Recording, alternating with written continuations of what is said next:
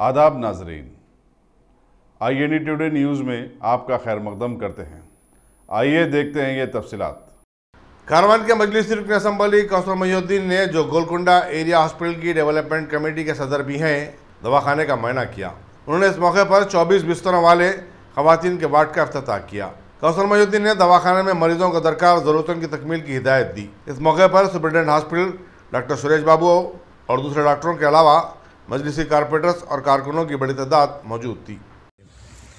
आज Golconda area hospital development hospital की meeting, और जिस मीटिंग के अंदर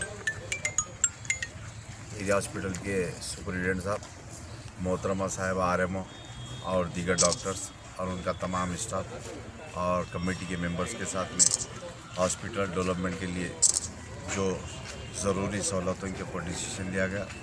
और यहाँ से चंद डॉक्टर्स और वार्ड वाइज और नर्सेस और दीगर लोग यहाँ से ट्रांसफ़र होके गए, मगर उन लोग के जगह पर कोई दूसरे लोग नहीं आए, और उसके लिए भी कमिश्नर साहब से नुमाइंदगी किया जाएगा। और कई डॉक्टर्स की भी यहाँ पर ज़रूरत है। और उसी तरीके से हॉस्पिटल के अंदर मेंटेनेंस का काम था, और आज की मीटिंग के अंदर उसको अप्रूवल किया गया।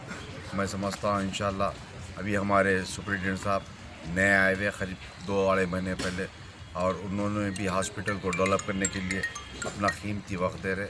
मैं समझता हूँ इंशाल्लाह आने वाली मीटिंग के अंदर आज के जो भी एजेंडे के अंदर जो भी थे, उन तमाम मसाइल हॉस्पिटल के लिए इंशाल्लाह उसको मुकम्मल किया जाएगा।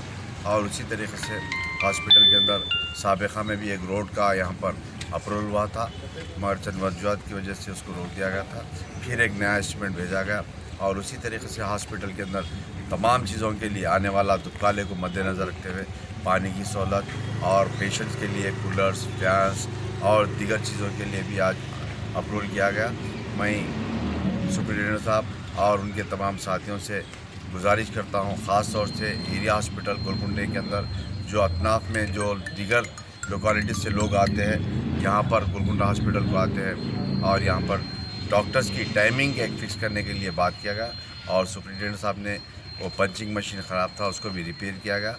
मैं समझता हूँ ये आइंदा शिकायत नहीं है। और ख़ास एरिया हॉस्पिटल से दूसरे हॉस्पिटल को जब रेफ़र किया जाता है तो उसके लिए भी बातचीत की गई। इंशाल्लाह वो भी शिकायत को दूर करने का उन्होंने तयक़ुन दिया। और इसी तरीके से हॉस्पिटल के जो भी छोटे छोटे मसाइल हैं, इंशाल्लाह सुपरिटेंडेंट साहब और मोहतरमा साहिब RMO और उनके तमाम डॉक्टर्स ने तयक़ुन दिया कि आइंदा कोई शिकायत आने का यहाँ पर मौका नहीं दिया जाएगा।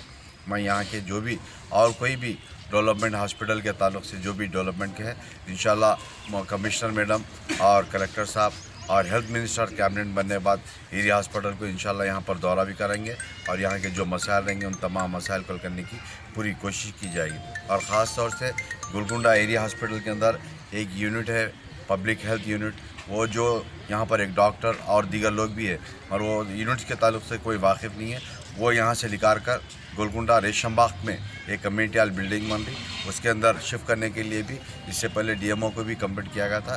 इंशाल्लाह फिर एक कंप्लेंट कर रिमाइंडर दिया जाएगा, वहाँ पर शिफ्ट करेंगे, क्योंकि रेशम बाग एक बहुत बड़ा स्लम लोकेलिटी है, और वहाँ के लोग के लिए भी एक सहूलत होगी।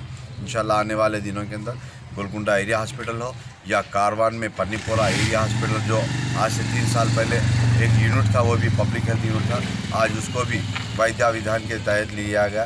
इंशाल्लाह कारवान के अंदर आने वाले दिनों के अंदर इन तमाम हॉस्पिटल को अच्छे से अच्छे डेवलप करने की पूरी कोशिश की जाएगी। शुक्रिया खुदा। अगर आपने हमारे चैनल को सब्सक्राइब नहीं किया है तो आपको यहाँ सब्सक्राइब बटन दिख रहा है, उसे क्लिक करिए और सब्सक्राइब कीजिए, और साथ ही साथ बेल आइकॉन को भी क्लिक करिएगा, जिससे कि आपको ताज़ा अपडेट मिलते रहें।